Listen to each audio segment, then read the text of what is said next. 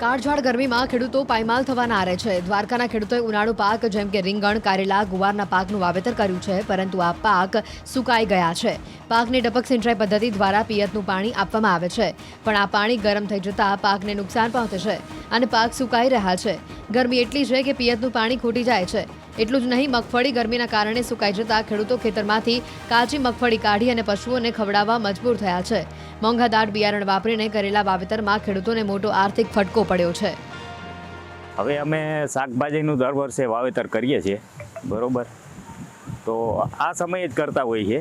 એમાં અમે કરેલું છે ગુવાર, રીંગણી અને કારેલી।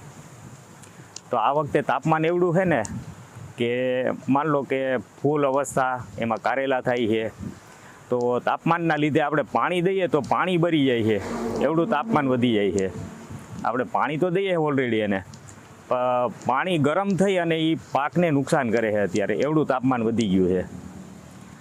તો એના માટે કાળઝાળ ગરમી પડે છે, એના કારણે આ કારેલા બધા પીરા પડી જાય, હળદર જેવા થઈ જાય છે અને ખેડૂતને મોટે પાયે નુકસાન થાય છે, કારણ કે એવડી ગરમી પડે છે।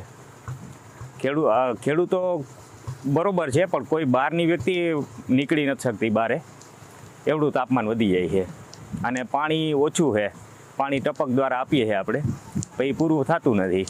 આજે અમે 10 થી 12 વર્ષથી આ ઉનાળુ મગફળીનું વાવેતર કરી રહ્યા છીએ।